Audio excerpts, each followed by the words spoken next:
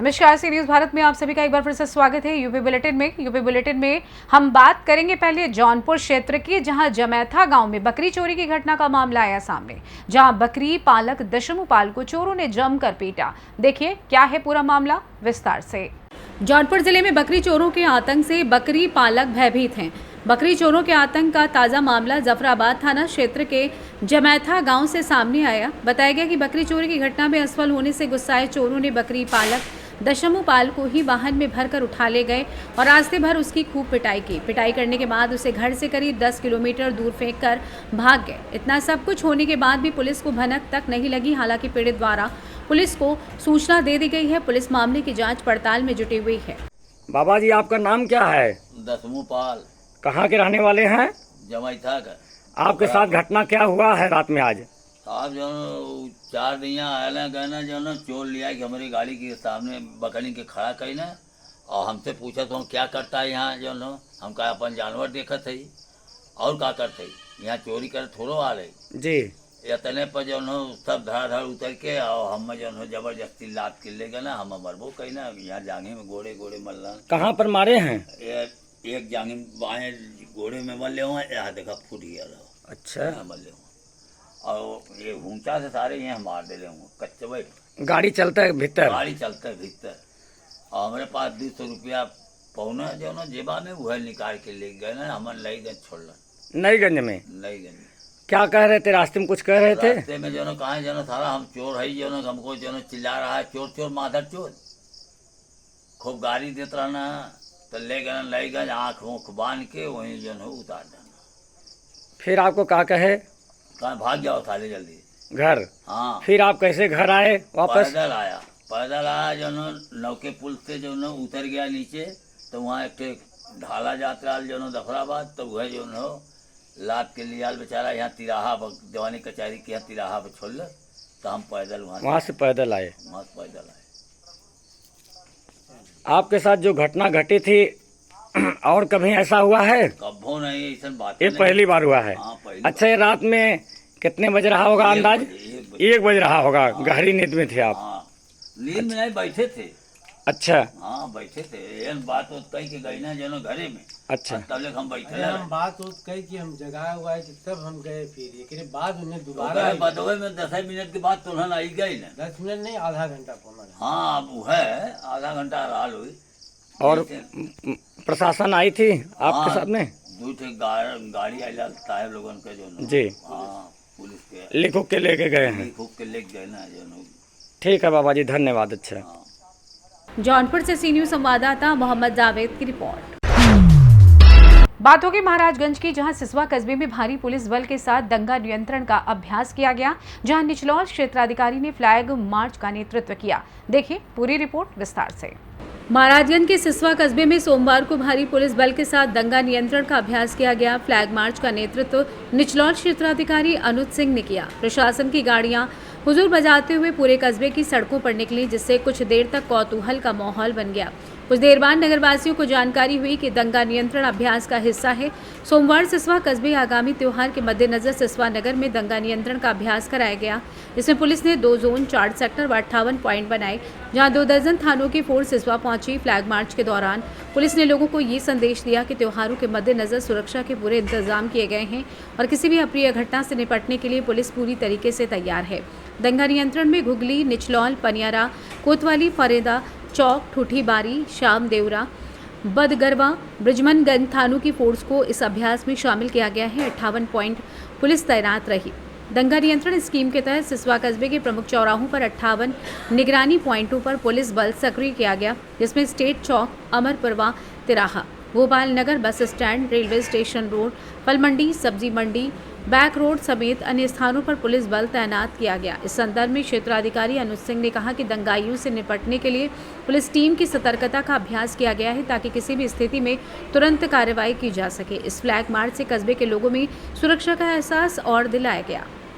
महाराजगंज से सी न्यूज़ संवाददाता मनीष कुमार कन्नौजिया की रिपोर्ट। बात होगी शाहजहांपुर की, जहां सहयोग संस्था का विस्तार किया गया, जहां नई कार्यकारिणी का गठन हुआ। पूरी रिपोर्ट विस्तार से देखिए। सहयोग संस्था की बैठक कच्चा कटरा स्थित इमरोज होटल हॉल में आयोजित की गई, जिसमें नई कार्यकारिणी का गठन किया गया। शमा जैदी, रामजी गुप्ता, डॉक्टर नागेंद्र सिंह और सैयद अनवर को कार्यकारिणी सदस्य बनाया गया। निखिल महेंद्रू को महासचिव और शालू यादव को सचिव का पद सौंपा गया। रूपा पांडे, डॉक्टर तनय मिश्रा, अमरजीत कौर बावा, मोहम्मद नाजिम, रचना सिंह और सुमन गुप्ता को सक्रिय सदस्यों के रूप में शामिल किया गया। बैठक में आगामी 3 महीनों के कार्यों पर चर्चा की गई और नए सदस्यों का स्वागत किया गया। संरक्षक अनिल गुप्ता और एडवोकेट शाहनवाज खान ने संस्था की मेहनत की सराहना की, जबकि अध्यक्ष नेहा यादव सक्सेना ने नए सदस्यों को बधाई दी। महासचिव निखिल महेंद्रू ने जिम्मेदारी स्वीकार करने पर आभार व्यक्त किया। इस अवसर पर कई समाज सेवी और पदाधिकारी उपस्थित रहे। आज मैं सहयोग संस्था के साथ में जुड़ी और मुझे आज ये इनकी जो कोर मीटिंग थी मैंने अटेंड की और रियली मुझे बहुत अच्छा लगा। ये लोग जिस तरह से 3 मंथ्स में इन्होंने ग्रो किया है, इतने अच्छे कार्यक्रम कर रहे हैं, लोग समाज सेवा कर रहे हैं, जाके कर रहे हैं, वृक्षारोपण कराया, गरीबों की जिस तरह से मदद की जा रही है और पेशेंट्स की ये लोग हेल्प कर रहे हैं।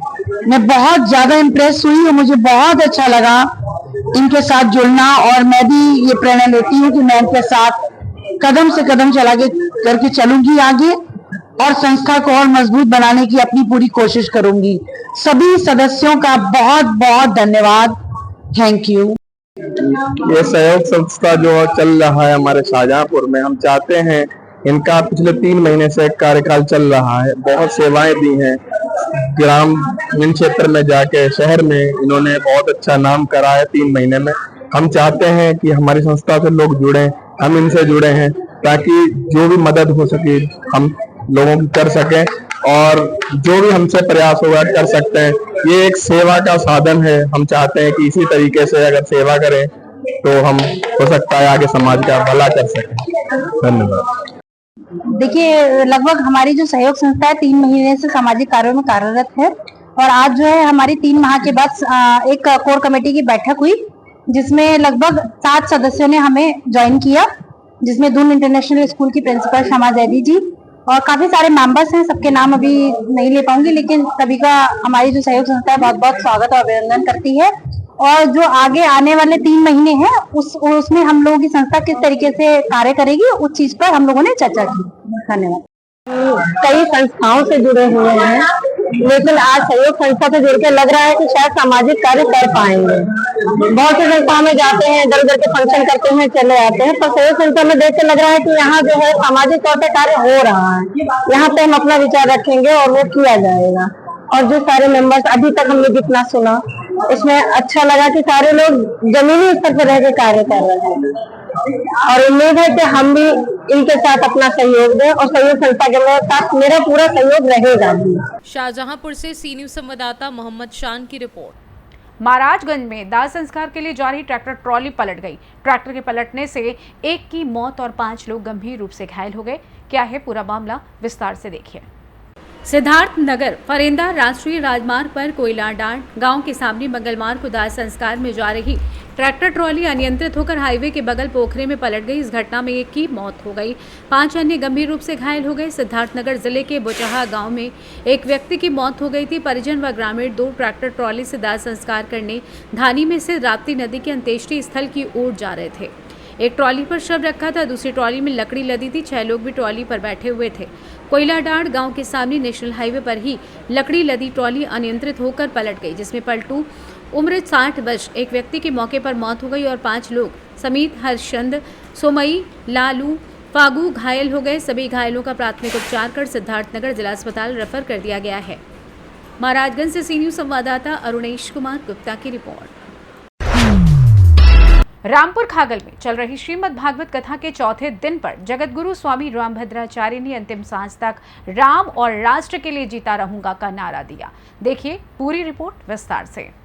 पट्टी प्रतापगढ़ के रामपुर खागल में चल रही श्रीमद् भागवत कथा के चौथे दिन कथा व्यास श्री तुलसी पीठाधीश्वर पद्म विभूषण जगतगुरु स्वामी रामभद्राचार्य ने कहा कि अंतिम सांस तक राम और राष्ट्र के लिए जीता रहूंगा। बीते लोकसभा चुनाव के बारे में चर्चा करते हुए जगत गुरु ने कहा कि हमने तो सनातन के लिए आप लोगों का इतना बड़ा कार्य किया है, लेकिन जो काम हमने दिया था वो आप लोगों ने नहीं किया। आप लोगों ने राम विरोधियों को वोट दिया, कोई बात नहीं, पूरे पूर्वांचल ने विश्वासघात किया। अगर बच्चों से गलती हो जाती है तो माँ बाप उन्हें क्षमा कर देते हैं। स्वामी रामभद्राचार्य ने कहा कि मैं कोई सत्यनारायण कथावाचन करने वाला पंडित नहीं हूँ।